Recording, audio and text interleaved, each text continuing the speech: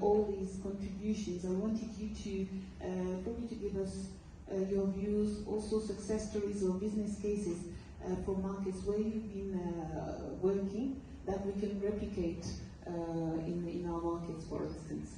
Yeah, it's a fascinating conversation, but you are the one in the end who will get that implemented. So. Anyway, so we at Emeldi have done several digital transformation projects.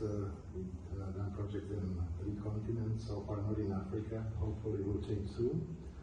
But the places where we actually got a chance to work in the business support system domain, we always found the problems were lack of agility, lack of flexibility in terms of the system, over-customized systems, monolithic architecture, tightly coupled systems, and there was a lot of sort of this kind of a problem. So then, silo architecture, because there was the culture was sort of a product-based instead of a customer-centric, product-centric.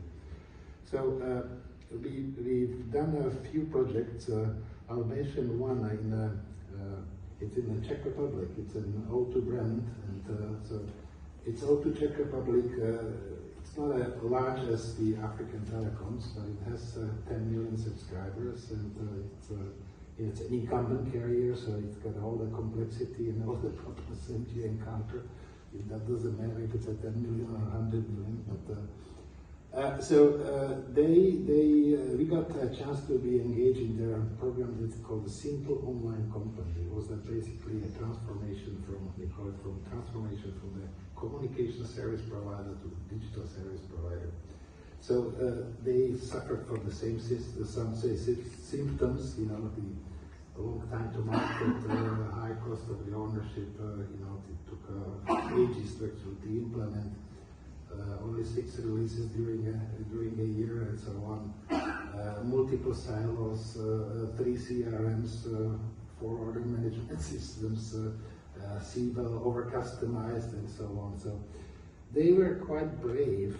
They went for the big bang, and actually the big scope of the project, which involved the service delivery part, with order management, CRM, e-commerce, and those kind of things, plus the billing. So actually, the project was about consolidating the systems into one.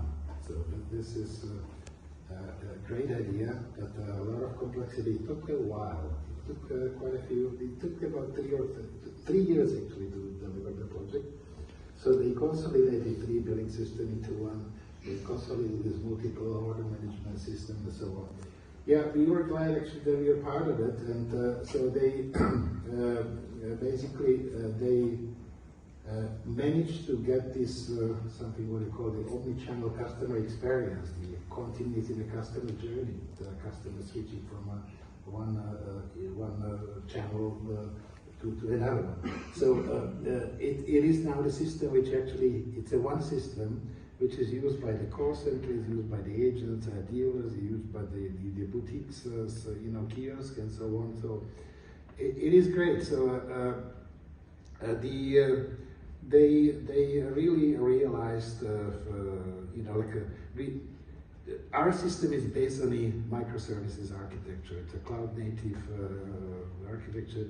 We use DevOps, reciprocal, continued integration, continued development, and so on. So as I said, they used to have 6 releases in a year. Now they actually have 6 releases in a week.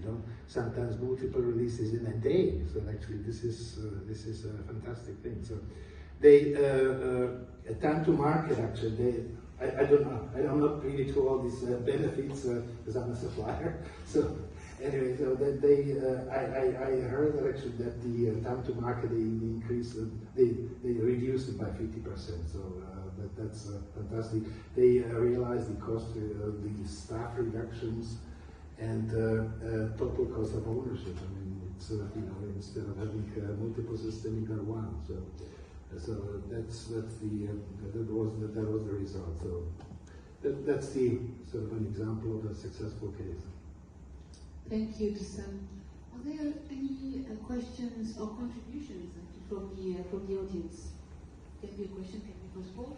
Yeah, I was just looking at the panel and seeing one telco that's interested in becoming an EdCo, one that's doing the TechCo evolution, one doing innovation co. Of course, missing from the operators is one that's becoming a defunct co, but living on ice ball. But what I'm just wondering, because there was a bit of an exchange over there, but is it a case of individual operators that are doing this evolution believes that their competitors are doing it wrong if they're going in one direction, or is it a case of seeing it as, what is our core asset?